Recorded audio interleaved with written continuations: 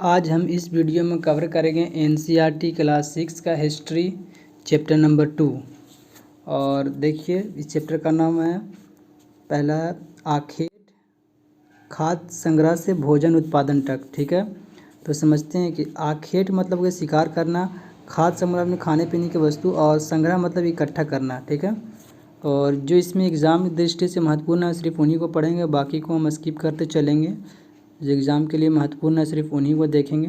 ठीक है, देखिए उपमहाद्वीप में 20 लाख साल पहले रहा करते थे, आज हम उन्हें आखेट खाद्य संग्रह के नाम से जानते हैं। ठीक है, ये आमतौर पर खाने के लिए जंगली जानवरों का शिकार करते थे। ठीक है, और मछलियाँ और चिड़ियाँ पकड़ते थे, और फल फूल कंद को इकट्ठा करते थे।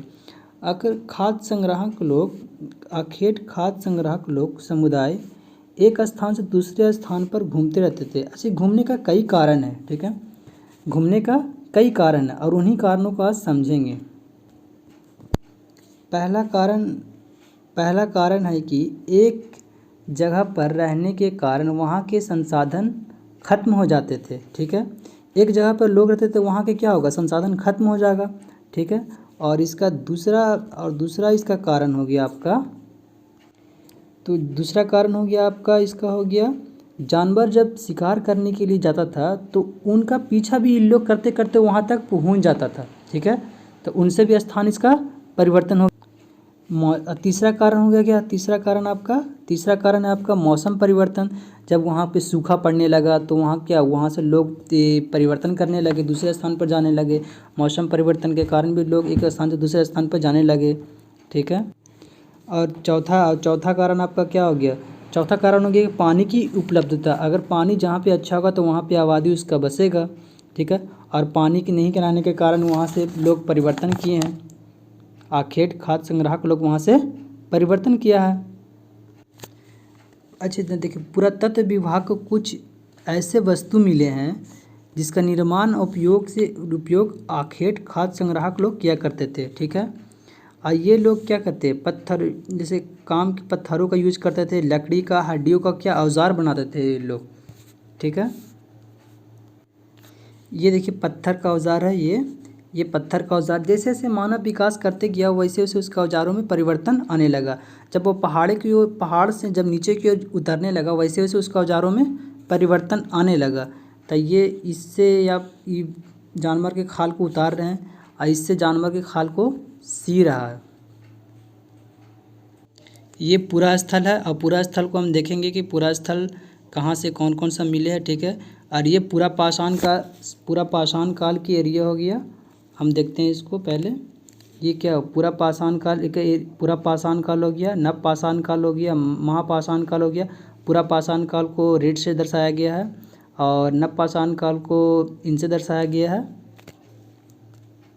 नव पाषाण को नीले वर्ग से दर्शाया गया है और महापाषाण काल से हरा से दर्शाया गया है। ठीक है, हरा से दर्शाया गया है। चलिए देखते हैं इसमें सबको।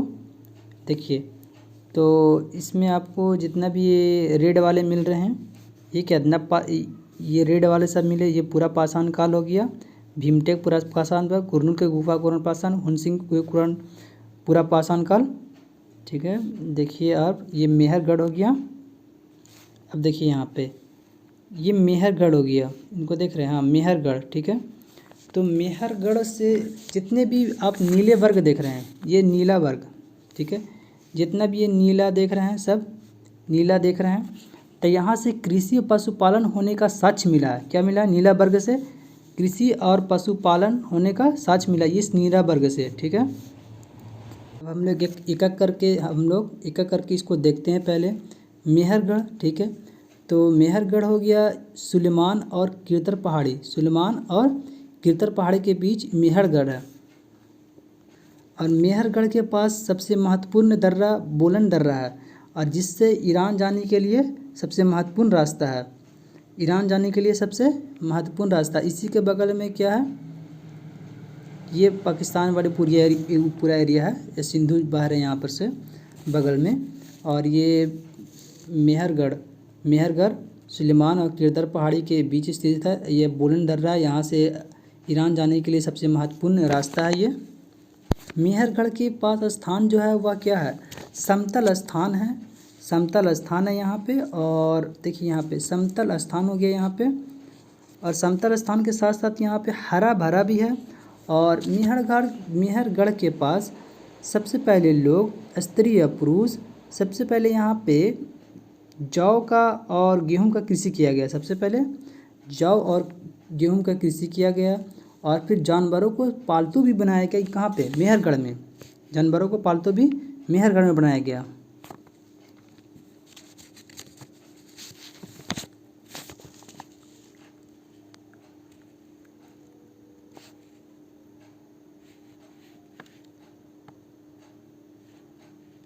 मेहरगढ़ में चौकोर आयताकार घर का होने का साक्ष्य मिला है। ठीक है, मेहरगढ़ में चौकोर और आयताकार घर होने का साक्ष्य मिला है। मेहरगढ़ में एक कब्र मिला, और कब्र में आदमी के साथ बकरी का साक्ष्य भी मिला है। मेहरगढ़ में कब्र में बकरी को भी दफनाया गया था, उसका साक्ष्य भी मेहरगढ़ में मिला है। कहाँ मिला है, मेहरगढ़ में। और देखिए अब देखते हैं बुर्जहोम को। ये बुर्जहोम कश्मीर में पड़ता है, और ये इस एरिया का सबसे पश्चिम भाग है। और यहाँ पर के लोग थे वह गड्ढे के नीचे घर में रहते थे, गड्ढे के नीचे में घर में रहते थे।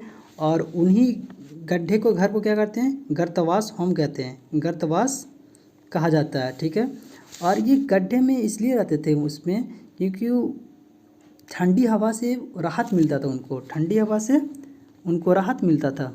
और इसमें सीढ़ी भी होता था, नीचे उतरने के लिए इसमें सीढ़ी भी होता था। यहाँ पे जो गर्त मिला है, गर्त मतलब गड्ढे में जो घर मिला बना हुआ, उसका सीढ़ी से उतरने का रास्ता भी बना हुआ था इसमें। देखेंगे क्या देखेंगे, अब हम लोग देखेंगे भीमबेटका, देखेंगे पूरा पाषाण काल का।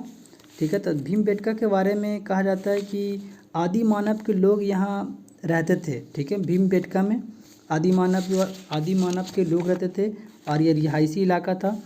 और यहाँ पे ये पड़ता है, भीमबेटका पड़ता है मध्य प्रदेश के रायसेन जिला में। कहाँ, एमपी में, एमपी के रायसेन जिला में, मध्य प्रदेश के रायसेन जिला में यह और सबसे अच्छी बात है कि नर्मदा घाटी के पास स्थित है ये। देखिए ये नर्मदा नदी, और यहीं पे भीमटेक है।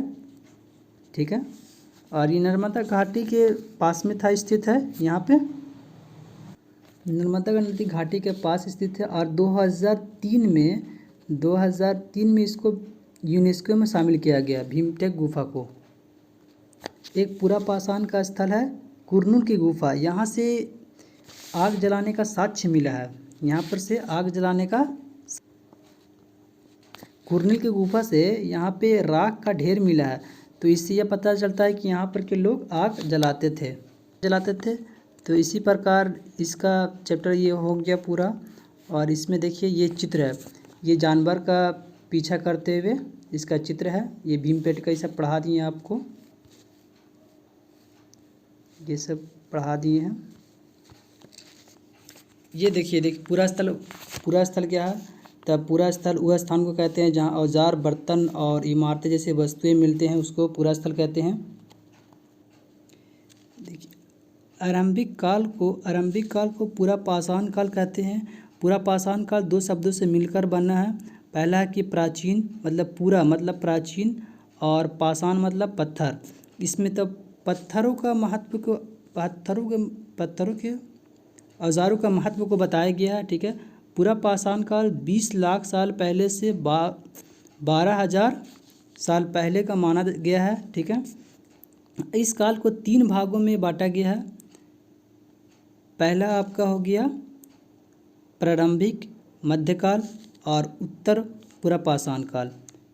99% घटना इसी काल में हुआ है। और इसमें जिस काल में पर्यावरण का बदलाव मिलता है उसे मध्य पाषाण काल कहते हैं। और इसका लगभग 12,000 साल पहले से लेकर 10,000 पहले तक माना गया है। और इसमें पाषाण औजार आमतौर पर छोटे हो गए थे। ठीक है, इसमें लघु पाषाण काल भी कहते हैं। औजारों में हड्डियाँ और लकड़ियों का प्रयोग किया गया था। ठीक है, लट्ठे मुट्ठी बनाने के लिए औजार पूरा पाषाण के युग के औजारों में भी दौरान इसी कारण बनाए गए थे। ठीक है। और अगले का शुरुआत 10,000 साल पहले से होता है। ठीक है, 10,000 साल पहले से होता है। इसे कहते हैं नव पाषाण युग। नव पाषाण युग में औजारों में बहुत सारे परिवर्तन आया है। नव पाषाण औजारों में बहुत सारे परिवर्तन आया है, देखने को मिलेगा आपको। लगभग 12,000 साल पहले जलवायु में परिवर्तन आया। परिवर्तन के कारण ही बहुत परिवर्तन आया तो जलवायु में गर्मी बढ़ने लगी। गर्मी बढ़ने के बाद घास का मैदान का विकास हुआ। घास जैसे जैसे परिवर्तन होने लगा वैसे वैसे घास का मैदान को भी विकास हुआ। और जब विकास होने लगे तो सब कुछ काफ़ी डेवलप हुआ। देखिए अब इसमें बसने की प्रक्रिया पूरी दुनिया में धीरे से चलती आ रही थी। करीबन 12,000 साल पहले से शुरू हो चुका था। वास्तव में आज हम भोजन करते हैं वह बसने की प्रक्रिया की वजह से करते हैं। कृषि के लिए अपनाई गई सबसे प्राचीन फसलों में गेहूँ और जौ आते हैं। कौन आते हैं? सबसे प्राचीन फसल गेहूँ और जौ आते हैं। और सबसे पहले पालतू जानवरों में कुत्ते को बनाया गया है। कुत्ते, उसके बाद भेड़ बकरी को बनाया गया है। ये सब आपको पढ़ा दिए, ये सब देखिए, ये सब पढ़ा दिए आपको। ये सब पीछे हम मैप में आपको पढ़ा दिए हैं। ठीक है, ये सब मैप में। ये देखिए नव पाषाण युग के, ये क्या है? नव पाषाण युग के औजार है। धीरे धीरे देखिए औजारों में परिवर्तन आया। औजारों में पहले पॉलिश किया गया। पहले पॉलिश शुरू में नहीं था, लेकिन जैसे जैसे औजारों में परिवर्तन है, औजारों में विकास होना शुरू हो गया। ये नव पाषाण युग के घड़ा है। ये क्या है? नव पाषाण युग के घड़ा है। ठीक है, नव पाषाण युग के घड़ा है। और ये मेहरगढ़ की आयताकार क्या घर है। ये सब पढ़ा दिए आपको पहले ही। और ये देखिए साक्ष्य मिला है। ये दफनात आदमी के साथ बकरी का साक्ष्य मिला है। ठीक है, और इस गुफा को देखेंगे तो यह पूरा स्थल से लगभग 100 साल पहले स्कूली छात्रों ने इसकी खोज की थी। ठीक है, आज 20,000 पहले से लेकर 10,000 साल पहले से के बीच बनाई गई है। ठीक है, इसमें क्या क्या चित्र दिया गया? जंगली घोड़े, गाय, भैंस, रेंडियर, बारहसिंगा, सुअर आदि का चित्र बनाया गया इसमें। अब इसमें सारा कुछ पढ़ा दिया गया है। इसमें अब कुछ नहीं है। इसमें देखिए, इसका क्वेश्चन आंसर कर लीजिए एक बार। ठीक है, इसमें आखेट खाद्य संग्राहक गुफाओं में इसलिए रहते थे। क्यों रहते थे? क्योंकि उन्हें बारिश और धूप और हवा से राहत मिलती थी। ठीक है, घास वाले मैदान का विकास कब हुआ? 12,000 साल पहले हुआ। 12,000 साल पहले हुआ। कब हुआ? 12,000